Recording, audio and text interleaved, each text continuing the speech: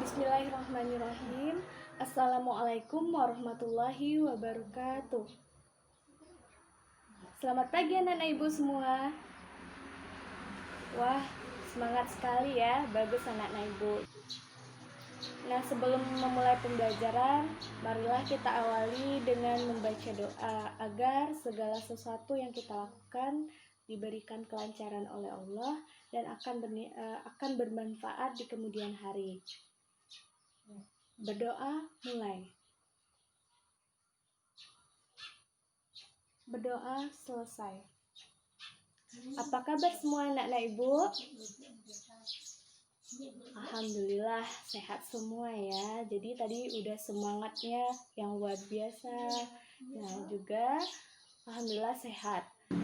Nah ibu mau cek kehadiran Ananda semuanya. Nah, untuk hari ini Bu bertanya saja, teman-teman Ananda ada yang tidak hadir hari ini? Alhamdulillah hadir semua ya. Jadi Ibu harapkan ke depannya pertemuan-pertemuan kita berikutnya anak-anak Ibu hadir mengikuti pembelajaran kita. Oke, kita lanjut membahas materi. Baiklah anak-anak Ibu, jadi pertemuan minggu yang lalu Ibu sudah menjelaskan materi tentang lingkungan. Nah, jadi sedikit mengulas kembali materi minggu yang lalu, yang sekarang itu materi lanjutan dari minggu yang lalu. Sebelumnya Ibu mau bertanya kepada anak Ibu, siapa anak Ibu yang masih ingat materi kita minggu yang lalu itu membahas tentang apa? Ya, ada Marwah Amira yang ingin menjawab. Silakan Marwah. Nah, benar sekali yang disampaikan oleh Marwah bahwasanya minggu yang lalu kita membahas materi tentang konsep lingkungan, meliputi apa itu lingkungan, kemudian komponen yang ada di lingkungan, kemudian kita juga membahas materi tentang perubahan lingkungan. Setelah itu kita membahas tentang sifat polutan dan zat yang bagaimana dapat dikatakan sebagai polutan. Nah, membahas tentang lingkungan atau konsep lingkungan, bahwa pembelajaran itu harus selalu diulang ya nak, agar kita mengingat kembali materi-materi yang sudah disampaikan yang sebelum-sebelumnya. Minggu yang lalu itu kita membahas tentang konsep lingkungan. Nah, lingkungan itu apa? Nah, ibu sekarang berdiri di sini. Nah, sekitaran ibu ini adalah lingkungan. Nah, yang dekat-dekat ibu berdiri di sini itu lingkungan. Nah, lingkungan memiliki dua komponen biotik dan komponen abiotik. Apa itu komponen biotik, Bu? Komponen biotik adalah komponen hidup. Nah, komponen hidup apa contohnya, Bu?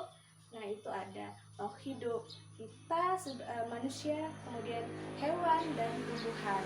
Nah, ada satu lagi komponennya, itu adalah komponen abiotik. Komponen abiotik adalah komponen yang tidak hidup.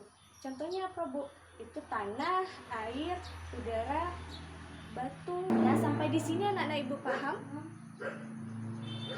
Nah, jadi berikutnya materi yang kita bahas minggu lalu itu tentang keseimbangan lingkungan.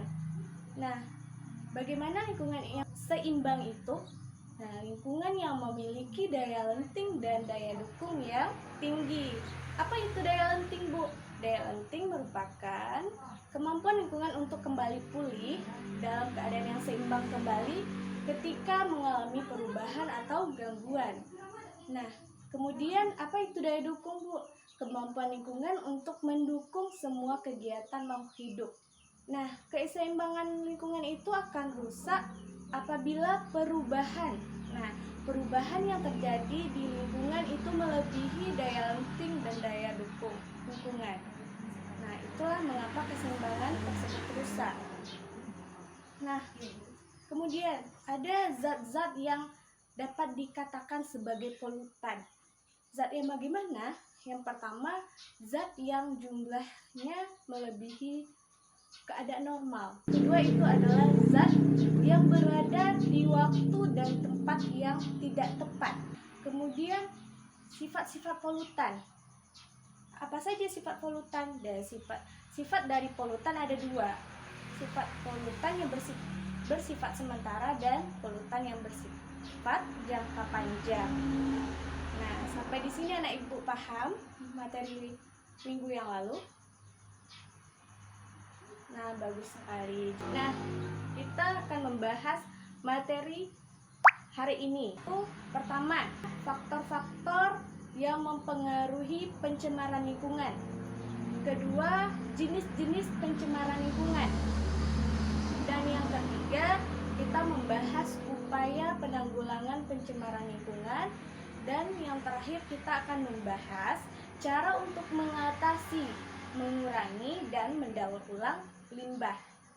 Nah, jadi tujuan pembelajarannya itu adalah kita, siswa, dituntut untuk menjelaskan apa saja faktor-faktor penyebab pencemaran lingkungan. Kedua, siswa mampu menjelaskan jenis-jenis pencemaran lingkungan dan dampak yang ditimbulkan dalam kehidupan. Yang ketiga, siswa mampu menjelaskan upaya penanggulangan dari pencemaran lingkungan. Dan keempat, siswa mampu dan menerapkan cara untuk mengatasi, mengurangi, dan mendaur ulang limbah. Nah, sampai di sini anak ibu paham apa yang nantinya akan kita bahas pada hari ini? Nah, bagus sekali. Nah, baiklah, ibu akan memulai pembelajaran kita materi hari ini. Nah, jadi kita akan membahas materi pertama, yaitu tentang faktor penyebab pencemaran lingkungan. Jadi faktornya itu ada dua. Yang pertama, faktor kegiatan manusia atau faktor buatan. Yang kedua itu adalah faktor alami. Apa contohnya proses faktor yang berasal dari kegiatan manusia? Nah, contohnya itu limbah rumah tangga, karena limbah tersebut berada di tempat yang tidak tepat. Kemudian ada faktor kedua, itu faktor proses alam atau terjadi karena alamiah, itu karena proses alam itu sendiri. Contohnya apa, Ibu? Nah, itu contohnya letusan gunung berapi, gempa tektonik. Nah, itu merupakan contoh faktor penyebab pencemaran lingkungan yang alami. Nah, jadi ada dua faktor penyebab pencemaran lingkungan. Yang pertama itu faktor kegiatan manusia, kemudian faktor alamnya. Sampai di sini anak-anak ibu paham? Nah, baiklah, kita lanjut ke materi yang kedua, yaitu jenis-jenis pencemaran dan dampak yang ditimbulkan. Jenis-jenis pencemaran ada 4. Apa saja itu? Mungkin anak ibu sudah ada yang mengetahui. Ada pencemaran ada pencemaran udara. Nah, ibu jelaskan terlebih dahulu ya, pencemaran udara itu apa. Nah, pencemaran udara itu merupakan pencemaran atau masuknya zat dan dimasukkannya zat ke suatu lingkungan atau komponen lain yang masuk ke dalam suatu lingkungan sehingga merubah tatanan lingkungan tersebut. Nah, jadi udara tercemar gitu ya, sehingga tidak berfungsi semestinya. Jadi itulah yang dimaksud dengan perubahan lingkungan. Jadi pencemaran udara seperti itu juga. Jadi masuknya zat udara sehingga akan merubah tatanan udara, sehingga udara ini tidak berfungsi semestinya, malahan memberikan dampak yang tidak baik. Sumber pencemaran udara itu apa saja? Nah, itu seperti asap rokok. Contoh dekatnya dengan kita asap rokok. Nah, asap rokok itu akan berdampak terhadap kesehatan kita. Nah, jadi apa saja lagi? Nah, asap yang dikeluarkan dari pabrik industri. Nah, jadi asap-asap tersebut akan mencemari lingkungan sekitar kita, sehingga pencemaran tersebut akan berdampak terhadap kesehatan. Nah, apa saja bahan-bahan pencemar udara ini? Nah, banyak. Ada karbon dioksida, kemudian karbon monoksida, ada klorofluorkarbon, kemudian ada sulfur, Jadi semua bahan-bahan pencemar ini akan mencemari lingkungan gitu ya, berasal dari sumber-sumbernya. Jadi karbon dioksida ini jika dalam tubuh kita melebihi 100 ppm. Jadi bahan-bahan pencemar ini dalam satuan ppm, part per million. Jadi kalau dia melebihi 100 ppm itu akan berdampak terhadap kesehatan. Jadi kalau karbon dioksida melebihi batas normal yang ada di dalam tubuh kita, dia akan memberikan dampak atau pengaruh yang buruk terhadap kesehatan. Sama dengan karbon monoksida. Jadi CO ini jika dia melebihi 100 ppm berada di dalam tubuh, dia akan menghentikan pengangkutan O2 ke darah. Jadi itu kan sangat berbahaya sekali terhadap kesehatan. Nah, kemudian pencemaran kedua. Apa itu pencemaran yang keduanya? Yaitu pencemaran air. Nah, apa sumber pencemaran air? Contohnya pemakaian insektisida, kemudian limbah rumah tangga, apa lagi? Nah, ya mungkin pembuangan limbah deterjen, jadi yang dibuang ke aliran sungai. Nah, jadi apa dampak yang ditimbulkan? Nah, jadi kalau semua bahan sumber-sumber pencemar tersebut masuk ke dalam air, nah, sehingga menyebabkan tatanan dari lingkungan air tersebut akan berubah. Jadi sampai di sini anak-anak ibu paham tentang pencemaran air dan pencemaran udara. Ada yang ingin ditanyakan? Nah, baiklah, kita lanjutkan yang ketiga, yaitu pencemaran tanah. Nah, pencemaran tanah. Apa itu pencemaran tanah? Nah, rusaknya atau berubahnya tatanan tanah oleh bahan-bahan pencemar sehingga lingkungan tanah tersebut tidak memberikan fungsi yang semestinya lagi. Ini apa gitu ya? Penggunaan insektisida. Kemudian apa lagi? Limbah rumah tangga juga. Jadi tanah, kalau misalkan kita membuang sampah sembarangan, nah jadi kita ketahui bahwa sampah tersebut tidak selalu sampah yang bisa terurai, dan ada sampah yang bisa terurai, ada yang tidak. Seperti plastik, apakah sampah tersebut terurai dengan cepat? Tidak. Jadi mengapa kita perlu gitu ya, kita lihat di tempat-tempat umum sampah tersebut dibedakan, mana sampah yang organik dan non organik. Mengapa? Karena nantinya akan mempengaruhi tatanan tanah dan komponen-komponen yang ada di tanah sehingga mencemari tanah tersebut. Rusaknya tanah misalnya ya, apa pengaruhnya? Seperti kepada tumbuhan. Jadi tumbuhan akan memperoleh zat hara yang akan dibutuhkan tumbuhan untuk hidup itu dari tanah. Kalau tanah rusak, tanah tercemari, bagaimana tumbuhan dapat berkembang dan tumbuh dengan baik? Pencemaran berikutnya, anak-anak ibu ada yang tahu?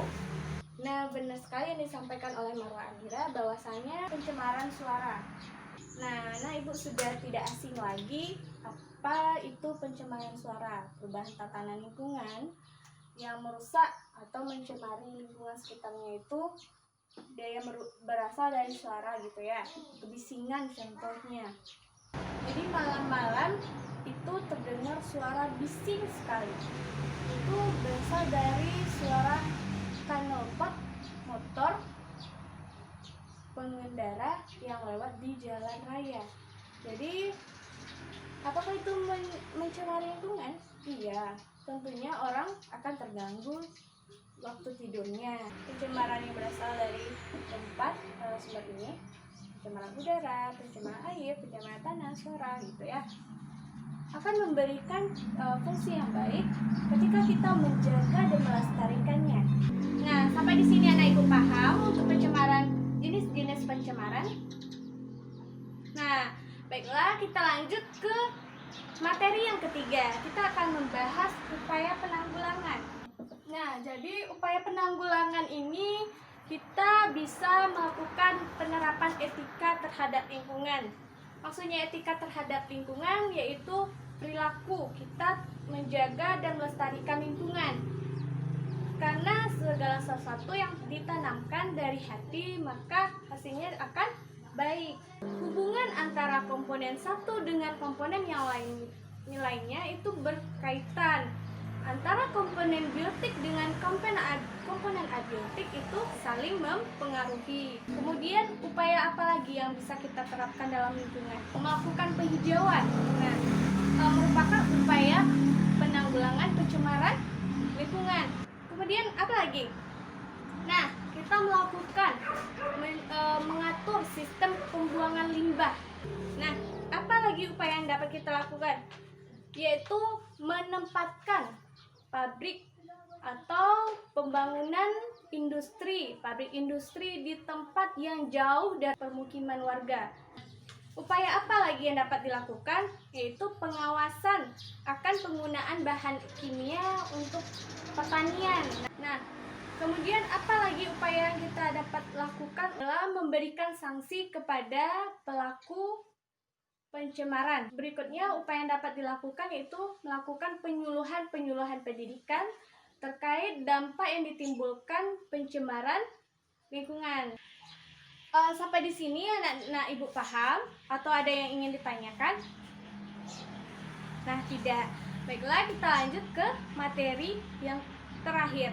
Jadi materi yang akan kita bahas yang keempat itu adalah cara mengurangi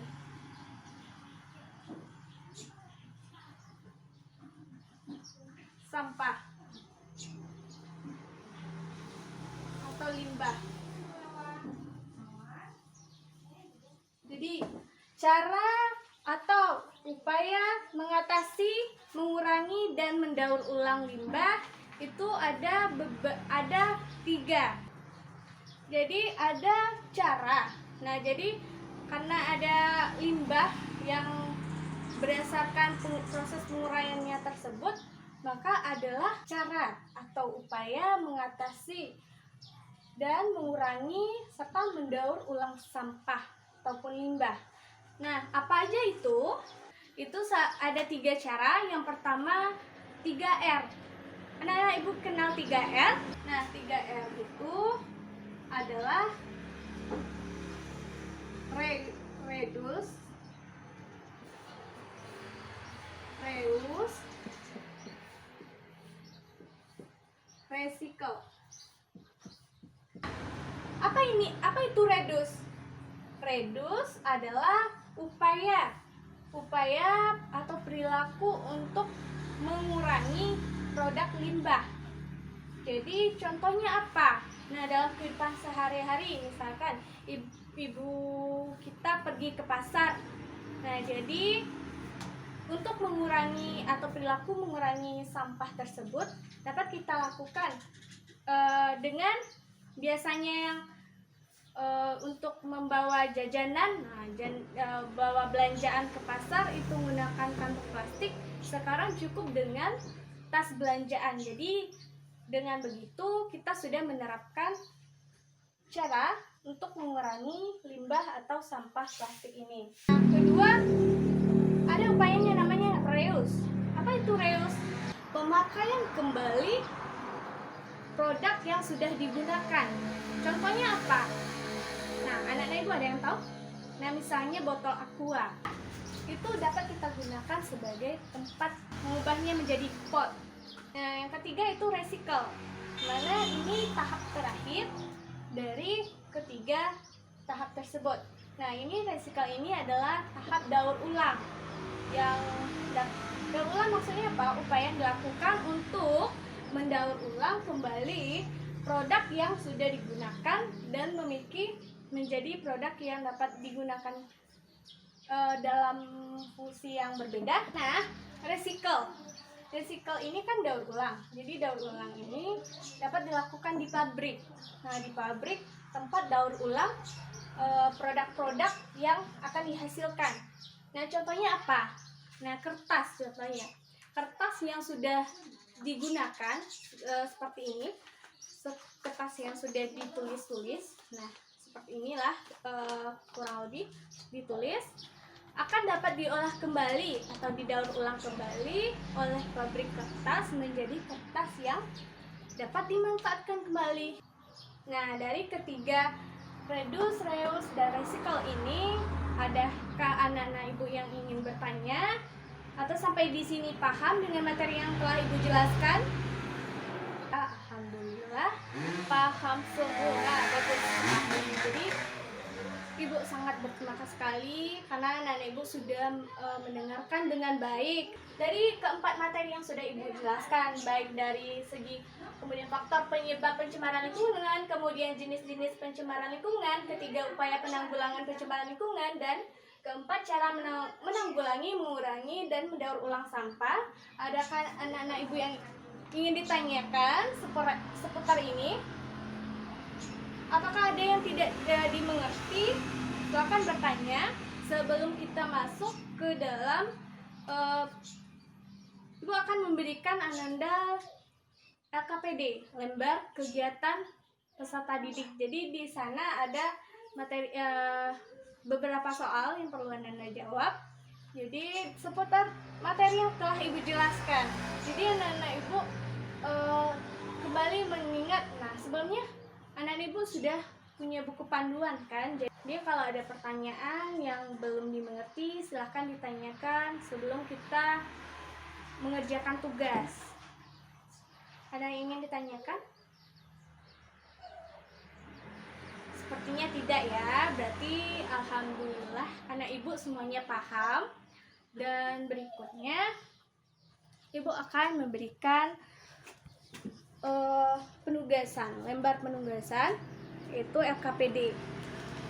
Nah, jadi LKPD ini silakan Ananda kerjakan dalam waktu 1 jam. Jadi ada 2 kegiatan di sini. Kegiatan pertama itu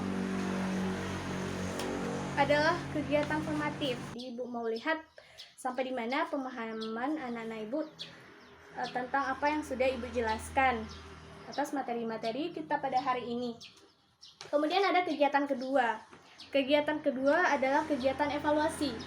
Nah, di sini ibu akan melakukan evaluasi pembelajaran kita pada hari ini. Jadi kegiatan evaluasi ini adalah kumpulan-kumpulan soal objektif untuk mengukur seberapa paham anak-anak ibu tentang materi yang sudah disampaikan minggu yang lalu dan minggu yang sekarang.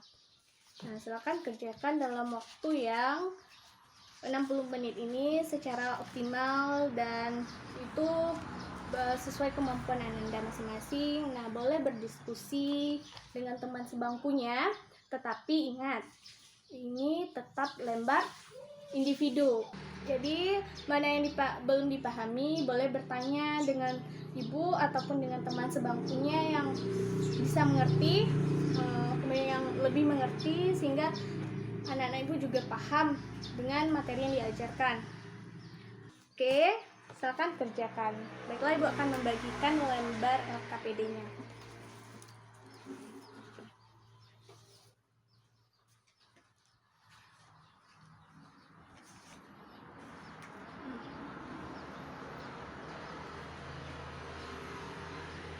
Dan selamat bekerja. Alhamdulillahirrabbilalamin. Jadi setelah 1 jam berlalu, Ananda sudah mengerjakan lembar LKPD dengan baik. Nah, jadi kita akan mengulas kembali satu persatu soal yang akan kita bahas. Jadi, nah, untuk kita mulai dari kegiatan 1. Soal pertama, jelaskan apa yang dimaksud dengan perubahan lingkungan yang dilengkapi dengan contoh. Jadi soal ini bernilai 15 poin. Nah, jadi ibu mau tunjuk anak ibu Hanum Khalidaziah untuk menjawab soal nomor 1. Baiklah, ada Hanum di sini. Nah, ada ya. Jadi Hanum mau mencoba menjawab. Silakan Hanum. Nah, jadi benar yang dijelaskan Hanum. Terima kasih Hanum. Apa yang maksud dengan perubahan lingkungan? Nah, perubahan lingkungan adalah proses masuk atau dimasukkannya suatu zat ke dalam lingkungan sehingga dapat merubah tatanan lingkungan, baik itu oleh kegiatan manusia ataupun proses alam itu sendiri, sehingga lingkungan tersebut tidak memberikan fungsi yang semestinya. Nah, contohnya apa? Biasanya sungai yang sudah tidak tercemar ya, sebelumnya belum tercemar, beberapa hari dilihat penumpukan sampah yang ada di dalam sungai. Nah, sehingga itu salah satu contoh perubahan yang terjadi pada lingkungan yang dapat merubah tatanan lingkungan. Perubahan apa yang terjadi? Kita lihat dari estetika, dari bau, hingga warna ataupun keindahan dari yang sebelumnya.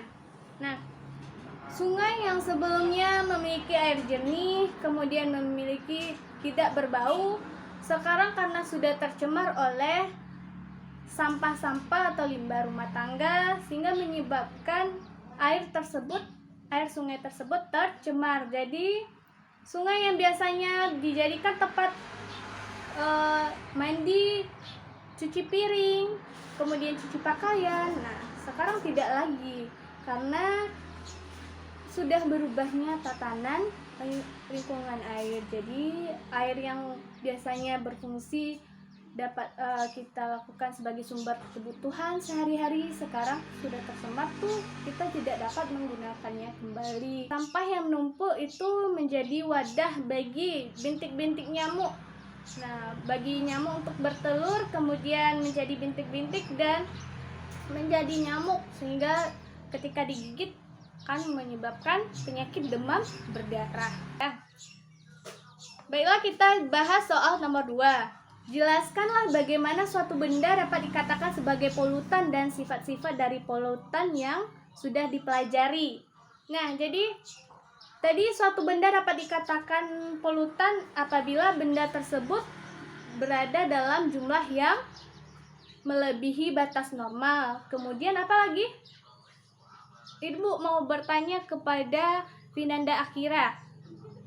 Silakan Ivi jelaskan bagaimana sifat zat yang dikatakan sebagai polutan. Nah, silakan Ivi.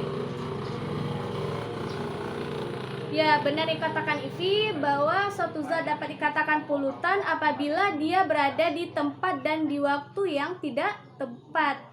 Nah, yang ketiga, dia akan memberikan dampak terhadap kesehatan. Jadi akan menimbulkan penyakit. Nah, jadi itu zat atau suatu zat dapat dikatakan dia sebagai polutan. Nah, berikutnya apa? Sifat-sifat polutan.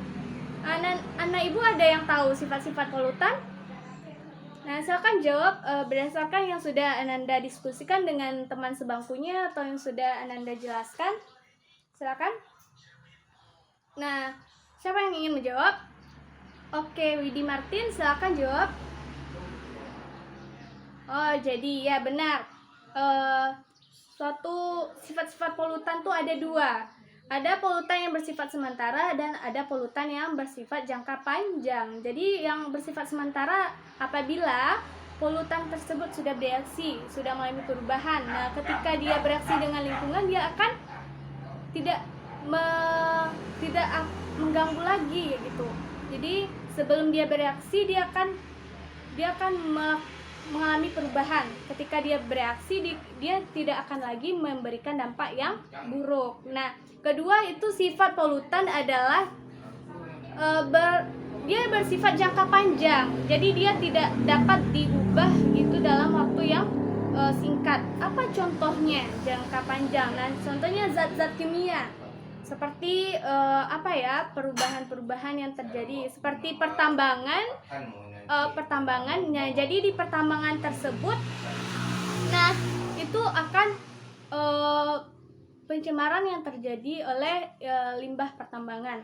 Nah, itu sangat itu dapat diperbaiki atau polutannya itu dalam jangka yang panjang atau mempengaruhi lingkungan itu akan berdampak terhadap lingkungan itu jangka panjang. Kemudian sampah-sampah, kemudian merkuri dari zat-zat kimia yang berasal dari pabrik. Nah, itu sulit. Nah, polutan itu merupakan polutan jangka panjang.